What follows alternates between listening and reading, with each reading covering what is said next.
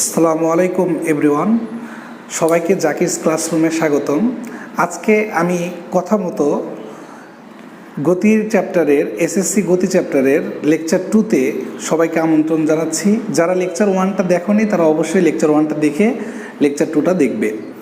তো এটা আসলে মূলত 9 ক্লাসকে টার্গেট করে বানানো একটা ভিডিও। যারা রিসেন্টলি 9-এ উঠে সায়েন্সের পদার্থবিজ্ঞান ফেস করতেছে, তাদের হয়তো প্রথম একটু ভীতি তৈরি হতে পারে। এই জন্যই আসলে আমি এই গতি চ্যাপ্টারের এই একাডেমিক ভিডিওটা সিরিজ ভিত্তিক বা লেকচার বাই লেকচার আসলে 5 থেকে 6টা ভিডিওতে আমি academic A to Z beginner two master করতে যা করা লাগে সেরকম 1 by 1 আমি ভিডিওগুলো আপলোড দিতে থাকবো। তোমরা আশা করা যায় এই ভিডিওগুলো দেখলে তোমাদের বেশ উপকার হবে, এবং যারা 10-এ উঠেছো তাদের যদি ল্যাগ থেকে থাকে তাহলে তোমরা ওই ভিডিও দেখতে পারো। আশা করি তোমরা বেশ উপকৃত হবে। তো আসো, আমরা যেহেতু গতিতে বিভিন্ন ধরনের ইকুয়েশন ইউজ করব, সেই গতির ইকুয়েশনগুলো বা গতির সমীকরণগুলো প্রতিপাদন করব এই লেকচার 2 ক্লাসে। তো আসো আমরা কথা না বলে শুরু করি। তো প্রথমত দেখো, আমরা দেখতে পাচ্ছি v equal to you plus at. এই ইকুয়েশনটা আসলে কই থেকে আসলো? দেখো, যারা লেকচার 1 দেখোনি অবশ্যই দেখে আসবে, এটা আমার রিকোয়েস্ট। এই ভিডিওর ডিসক্রিপশনে লিঙ্কটা দেওয়া থাকবে, কারণ ওইটা যদি না দেখে এখানে দেখতে আসো তাহলে বেসিকে একটু প্রবলেম হতে পারে। সো আগে একটু দেখে আসো, এটা একটা রিকোয়েস্ট। তো আসো আমরা শুরু করি। আমরা কিন্তু প্রথম ক্লাসে বা লেকচার 1-এ আমরা দেখেছিলাম যে কোনো একটা বস্তু ত্বরণ A equal to V minus U divided T, অর্থাৎ সময়ের সাপেক্ষে কোনো বস্তুর বেগের পরিবর্তনের হারকেই ত্বরণ বলে। তাহলে এখান থেকে কি আমরা লিখতে পারি না v minus u equal to at, and then আমরা লিখতে পারি v equal to you plus at. ঠিক আছে, তাহলে এখানে এই সমীকরণটাই কিন্তু আমাদের প্রতিপাদিত হলো। এটা জাস্ট কিছুই না, অ্যাসিলারেশনের যে ইকুয়েশন শিখছো সেখান থেকে এটা আসে। ইফ এখানে বস্তুটা যদি আদি অবস্থানটা স্থির থাকে, অর্থাৎ স্থির অবস্থান থেকে যদি যাত্রা শুরু করে, তাহলে আমরা লিখতে পারি ভি ইকুয়াল টু এটি। ভি ইকুয়াল টু কি? এটি। অ্যান্ড যদি এ সুষম ত্বরণে যায় তাহলে ভি প্রপোর্শনাল টু টি, অর্থাৎ কোনো একটা বস্তু যত বেশি সময় অতিক্রান্ত করবে তার বেগ তত বাড়তে থাকবে যদি এ সুষম ত্বরণে কোনো একটা বস্তু যেতে থাকে। অর্থাৎ আমি যদি এখানে তোমাদের জিনিসটাকে বুঝাই যে লাইক এটা একটা গাড়ি, যেটা এই পয়েন্ট থেকে সে যাচ্ছে সে বি পয়েন্ট পর্যন্ত আসছে, অর্থাৎ এই পয়েন্টে আসছে, এবং এই পয়েন্ট থেকে এই পয়েন্টে যে আসছে এই আসা অবস্থায় সে ইউ আদি বেগ নিয়ে এ সুষম ত্বরণে টি সময়ে ভি শেষ বেগ প্রাপ্ত হয়। তাহলে এই কন্ডিশনে তার মানে যদি গাড়িটা স্থির অবস্থান থেকে যাত্রা শুরু করে তাহলে ইকুয়েশনটা এমন হবে। আর যদি এ সুষম ত্বরণে হয় বা এ এখানে যদি কনস্ট্যান্ট হয়, এ যদি কনস্ট্যান্ট বা ধ্রুব হয়, তাহলে ভি প্রপোর্শনাল টু আমরা টি লিখতে পারি। এবার আসো আমরা 2 নাম্বার ইকুয়েশনের প্রতিপাদন দেখব। তাহলে 2 নাম্বার ইকুয়েশন যদি আমরা প্রতিপাদন দেখতে যাই, তাহলে যদি দেখো এখানে কি আছে যে S equal to V plus you divided 2 into T. এখানে সবচেয়ে মজার বিষয় হচ্ছে যে এটা যদি আমি প্রতিপাদন করতে যাই তাহলে আমাদের যে বিষয়টা সম্পর্কে আইডিয়া থাকতে হবে সেটা হচ্ছে গড় বেগ। যেমন আমরা কিন্তু জানি, অর্থাৎ আমরা প্রথম যেটা শিখলাম সেটা হচ্ছে এইটার প্রতিপাদন, 1 নাম্বারটার প্রতিপাদন, অ্যান্ড এখন শিখবো হচ্ছে 2 নাম্বারটার প্রতিপাদন, অর্থাৎ S equal to V plus you divided 2 into T এর প্রতিপাদন শিখব।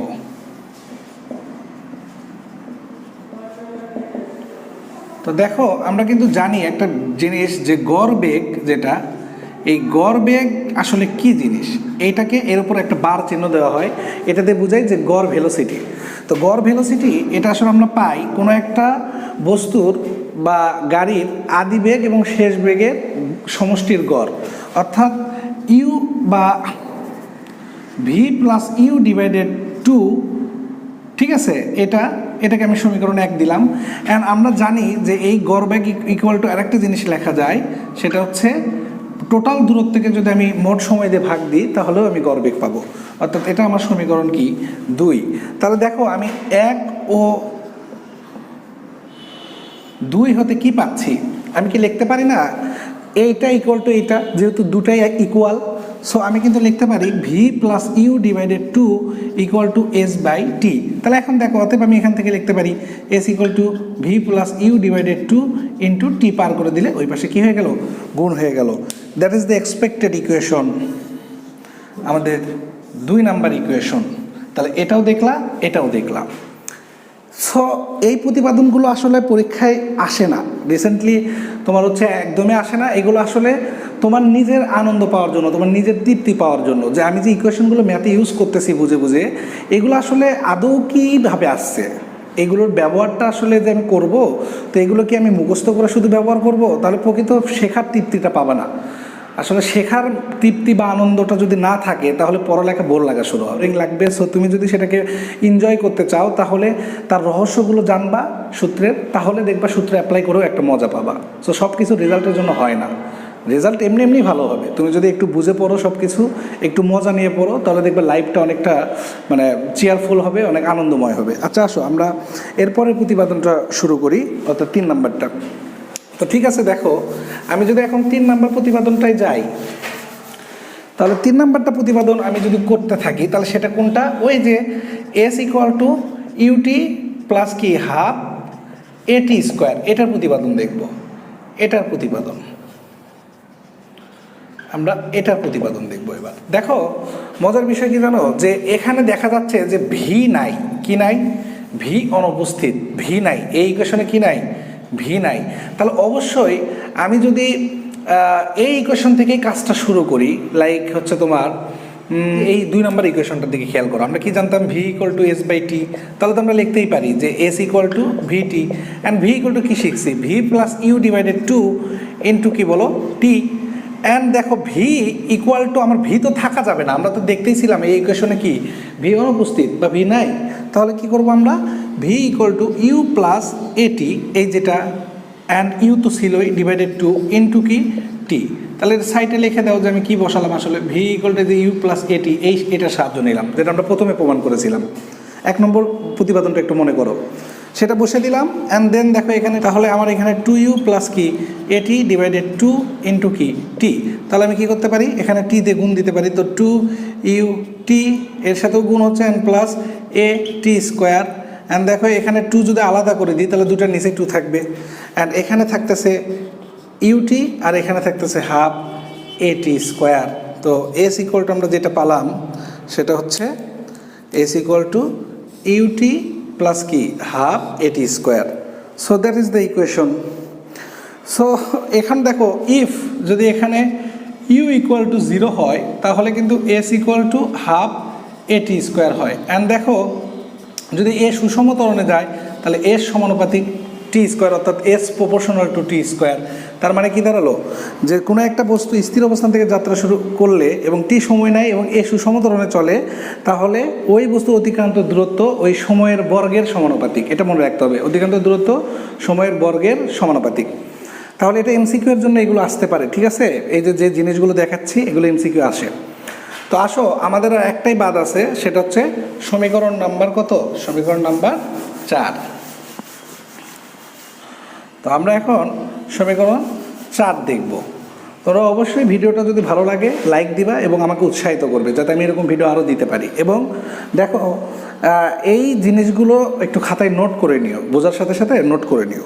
তো দেখো অ্যান্ড 4 নাম্বার, এটা হচ্ছে v square equal to u square plus 2as এর প্রতিপাদন।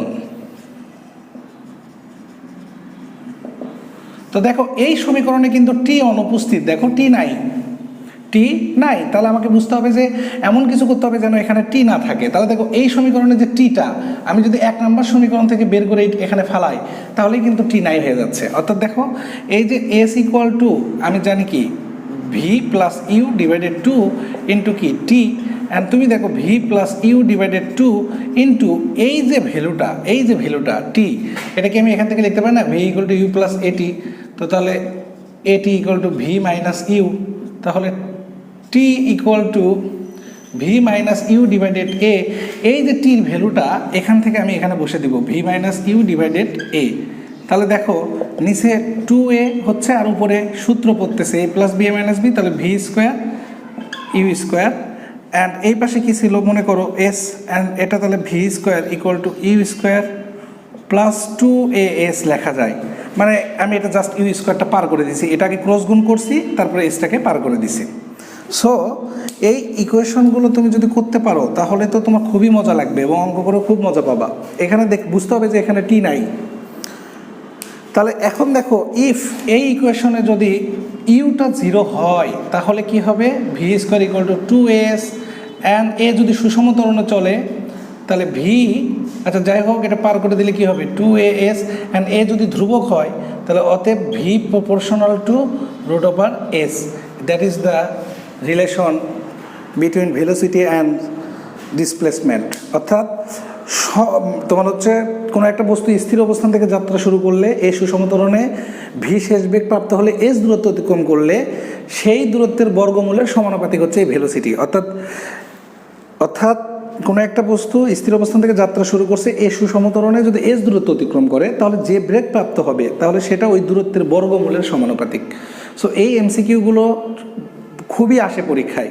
তো দেখো আমরা ইকুয়েশনও শিখলাম এই 4টা কীভাবে আসছে এইগুলা, এবং এই ইকুয়েশনগুলো কিভাবে অ্যাপ্লাই করতে হবে আমরা সেগুলোও পরবর্তীতে দেখব, ঠিক আছে। এবং তুমি দেখো এই ইকুয়েশনগুলোই কিন্তু পরবর্তীতে আমাদের ব্যবহার হবে।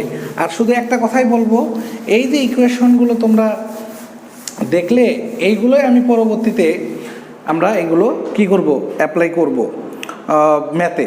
সো ফিজিক্স বুঝতে গেলে তোমাকে অবশ্যই কনসেপ্ট বুঝতে হবে, অ্যান্ড কনসেপ্ট বোঝার সাথে সাথে প্রচুর প্রচুর ম্যাথ প্র্যাকটিস করতে হবে, তাহলেই না তুমি ফিজিক্সে ভালো করবা, ফিজিক্স ভীতিটা দূর হবে। সো এই চ্যানেলটা সাবস্ক্রাইব করো যদি ভালো লাগে, এবং ভিডিওতে লাইক দাও, আমাকে বেশি বেশি উৎসাহিত করো যেন তোমাদের এরকম আরও উপকৃত বা উপকার করে এমন ভিডিও আপলোড দিতে পারি। আল্লাহ হাফেজ।